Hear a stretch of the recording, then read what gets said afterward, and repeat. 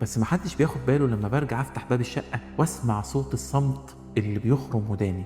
اسمي محمود وتقدر تناديني وتقول لي يا عم محمود. انا راجل طلعت على المعاش من كام سنة واتجوزت عيالي وبقيت عايش لوحدي. لو انت شفتني في الشارع هتلاقيني لابس وماشي مفرود، اضحك مع المعاشات، واول ما تليفوني يرن ويكون حد من عيالي هو اللي بيتكلم اسبق واقول لهم انا زي الفل يا حبيبي، ما تشغلش بالك بيا، مفيش حاجه وجعاني، ركز في شغلك انت بس وفي بيتك. بس محدش بياخد باله لما برجع افتح باب الشقه واسمع صوت الصمت اللي بيخرم وداني.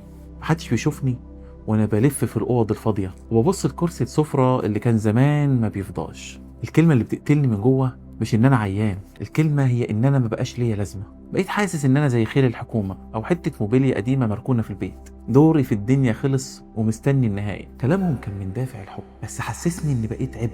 ولادي بيحبوني وبيسالوا عليا، بس انا اللي بنيت الحيطه لما جربت اقول اني يا ولاد اتخنقت من القعده. واحد منهم قال لي يا بابا انت اشتغلت كتير، ارتاح احنا شايلينك.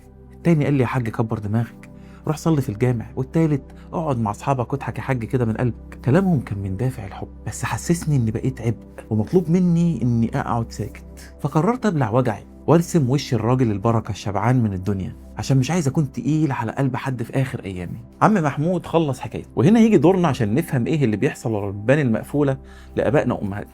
ازاي كلمه ارتاح بقى اللي احنا بنقولها بحسن نيه دي ممكن تكون سهم بيطفي ارواحه. اللي بيعاني منه عم محمود في علم النفس اسمه متلازمة العش الفارغ أو الامتي نست سندروم، وبيكون مصاحبه فقدان هوية وشعور بانعدام القيمة خاصة بعد التقاعد. ناس دي عاشت عمرها كله تستمد قيمتها من كونهم السند، الأشخاص المنتجين، ولما الأدوار دي بتقل بيحسوا إن صلاحيتهم في الحياة انتهت، والاكتئاب يدخل لهم من باب الوحدة، وهم يمثلوا إن هم جماد جدا وأقوياء عشان ما يبقوش حمل علينا. عشان نعيد بناء المناخ الصحي اللي احنا اتكلمنا عنه ونرد جميل للناس اللي أفنت عمرها عشاننا، دي الوصايا النفسية اللي لازم نخرج بيها من حكاية عم محمود.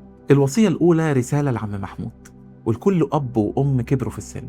دورك يا أمي ودورك يا والدي ما خلصوش في الدنيا، وقيمتك مش مربوطة بس بشغلك أو بتربيتك لولادك، انت قيمتك في وجودك وفي حكمتك. بلاش تعزل نفسك بحجة إني مش عايز أشغلهم.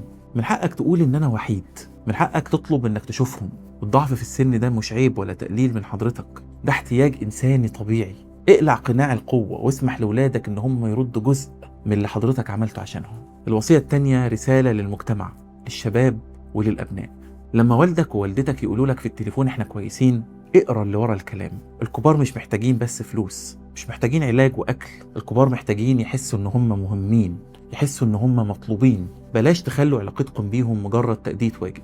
خبطوا على بيبانهم، اطلبوا رأيهم في مشاكلكم، خلوهم يشاركوكم تفاصيل يومكم العادية، حسسوهم إن العيلة دي لسه قايمة، إن العيلة دي ما انهارتش وما تقدرش تستغنى عنهم. ده أقوى مضاد للاكتئاب ممكن تقدموه ليهم. المناخ الصحي وجودة علاقاتنا مسؤولية كل واحد فينا. بلاش نسيب الناس اللي نوروا حياتنا يطفوا لوحدهم في الظلم. ولو حكاية عم محمود لمستك أو شفت فيها والدك أو والدتك أو حتى نفسك بعدين، احفظ الفيديو ده عشان ترجع للوصية دي وتطبقها. ابعته لاخواتك أو أصحابك عشان نفكر بعض بيهم. اعمل متابعة وفعل الإشعارات دلوقتي عشان يجيلك تنبيه بالحكاية الجاية اللي ممكن تكون عنك، وما تفوتكش ولا حلقة من مساحتنا الآمنة خلف الابتسامة.